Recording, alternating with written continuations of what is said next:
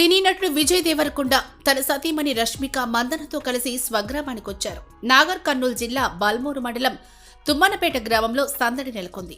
కొత్త జంటను చూసేందుకు గ్రామస్తులు, అభిమానులు పెద్ద సంఖ్యలో తరలివచ్చారు.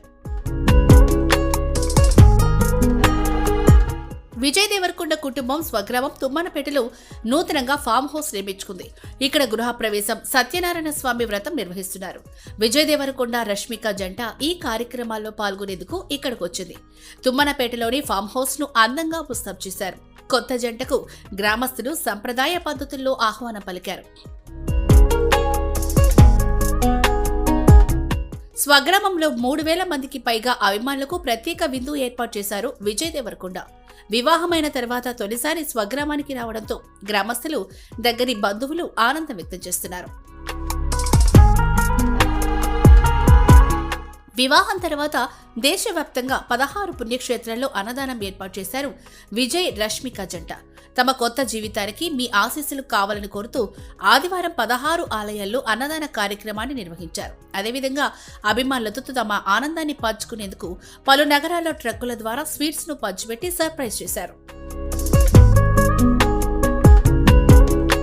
తమ నటనతో దేశవ్యాప్తంగా అభిమానులను సంపాదించుకున్న విజయ్ దేవరకొండ, రష్మిక మందన జంట ఫిబ్రవరి 26న రాజస్థాన్లోని ఉదయపూర్లో పెళ్లి బంధంతో ఒకటయ్యారు. మా ప్రయాణంలో ప్రేమలో మీరంతా భాగం. దేశంలో ఏ శుభకార్యమైనా భోజనం, మిఠాయిలతోనే జరుపుతారు. అందుకే మా సంతోషాన్ని మీ అందరితో పంచుకోవడానికి స్వీట్స్ పంపిస్తున్నాం అంటూ విజయ్ దేవరకొండ, రష్మిక తన సోషల్ మీడియా అకౌంట్ల ద్వారా పేర్కొన్నారు. ఉదయపూర్లో వివాహం తర్వాత ప్రధాని మోదీని కలిసి ఆశీర్వాదం తీసుకున్నారు విజయ్ దేవరకొండ, రష్మిక జంట. అనంతరం హైదరాబాద్కు వచ్చేశారు. ఆదివారం సాయంత్రం ముఖ్యమంత్రి రేవంత్ రెడ్డిని ఆయన నివాసంలో కలిశారు. ఈ సందర్భంగా ముఖ్యమంత్రి సతీమణి గీత తెలుగు సంప్రదాయం ప్రకారం రష్మిక మందనకు చీర పెట్టి ఆప్యాయత చాటుకున్నారు. స్వగ్రామం నుంచి విజయ్ దేవరకొండ, రష్మిక జంట తిరిగి హైదరాబాద్ చేరుకోనుంది. మార్చి 4న హైదరాబాద్లో వీరి వెడ్డింగ్ రిసెప్షన్ కు గ్రాండ్ గా ఏర్పాటు చేశారు. ఉదయపూర్లో వివాహానికి కొద్ది మంది బంధువులు, స్నేహితులను మాత్రమే ఆహ్వానించారు.